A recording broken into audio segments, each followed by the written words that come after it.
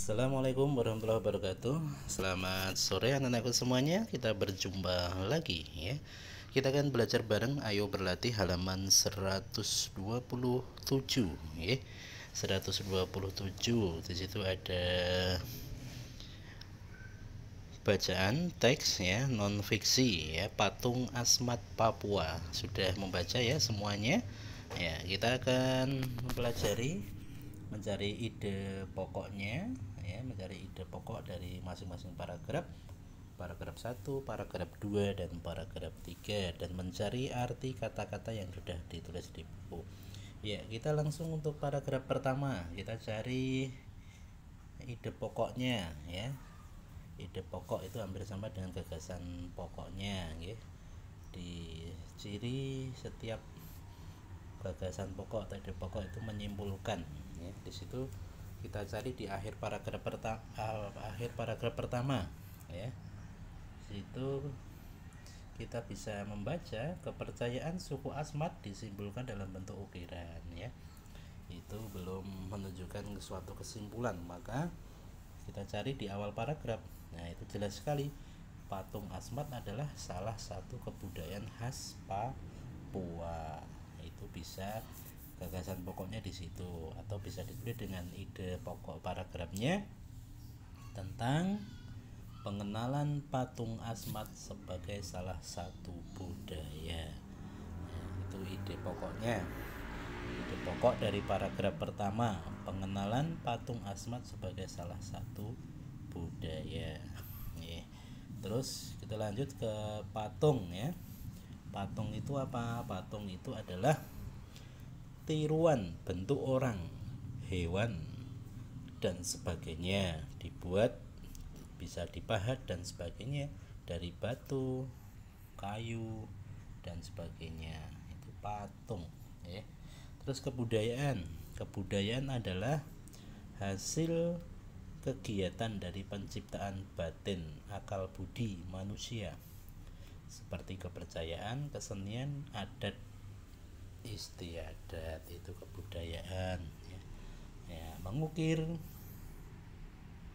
mengukir adalah menggores atau menoreh, memahat untuk membuat lukisan pada kayu, batu, logam, dan sebagainya ya.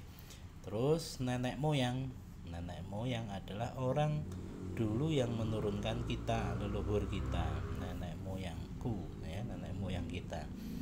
Yang terakhir adalah suku. Suku itu adalah golongan orang-orang atau keluarga yang seturunan ya.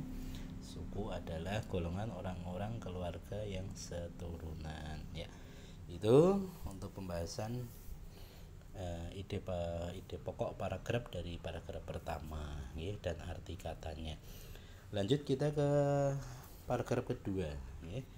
Kita ke paragraf kedua, kita baca akhir paragraf dengan demikian: kesejahteraan suku Asmat akan tetap terjamin ya.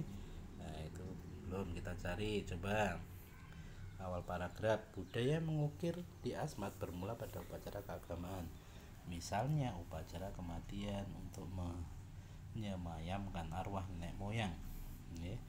Nah, ini menceritakan sejarah ya, sejarah dari dibuatnya patung Asmat. Maka ide pokoknya yang paragraf kedua adalah penjelasan asal usul dibuat patung Asmat. Nah, ide pokoknya itu ya, kita cari ya. Ide pokok dari paragraf kedua adalah penjelasan asal usul dibuat patung Asmat ya. Ya, terus di situ untuk mencari arti kata budaya. Budaya itu adalah pikiran, akal budi, sesuatu mengenai kebudayaan yang sudah berkembang atau sesuatu yang sudah menjadi kebiasaan dan sukar diubah. Itu budaya. Upacara adalah rangkaian tindakan atau perbuatan yang terikat pada aturan tertentu menurut adat atau agama. Tuh.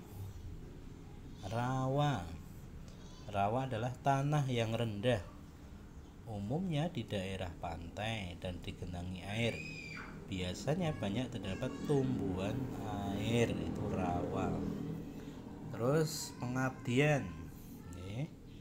Pengabdian adalah proses cara perbuatan mengabdi atau mengabdikan.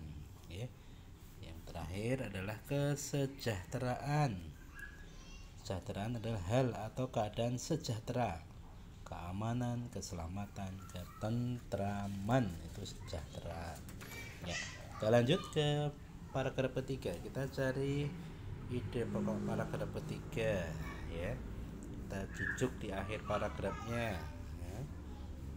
Nilai patung Asmat menjadi tinggi setara dengan barang-barang hasil kebudayaan Eropa dan benda-benda seni di Sungai Nil, Eropa, Sungai Gangga dan Indus. Sejak zaman kolonial Belanda, awal paragraf, patung Asmat dinilai sebagai benda primitif dan kuno, sebagai wujud kepercayaan masyarakat Papua terhadap arwah-arwah jahat. Ini berarti ide pokoknya adalah kita bisa menyimpulkan pentingnya keberadaan patung Asmat sebagai warisan budaya. Itu ide pokok, pentingnya keberadaan patung Asmat sebagai warisan budaya. Di situ ada kata zaman. Zaman adalah jangka waktu yang panjang atau pendek yang menandai suatu masa zaman. Kolonial. Kolonial itu berhubungan dengan sifat jajahan, penjajahan kolonial Belanda. Ukiran. Ukiran adalah hasil mengukir atau ukir-ukiran, relief. Primitif. Ada kata primitif. Primitif itu dalam keadaan yang sangat sederhana, belum maju tentang peradaban atau terbelakang, primitif.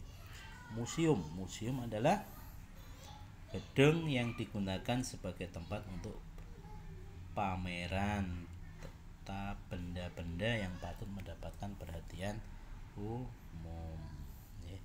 Itu museum, benda. Sejarah. Museum. Seni dan ilmu, tempat menyimpan barang-barang kuno. Itu anak-anak semuanya untuk penjelasan dari masing-masing paragraf. Terima kasih. Semoga lebih paham lagi anak-anak dalam belajar hari ini. Terima kasih. Kita akhiri. Wassalamualaikum warahmatullahi wabarakatuh. Tetap semangat, tetap jaga kesehatan.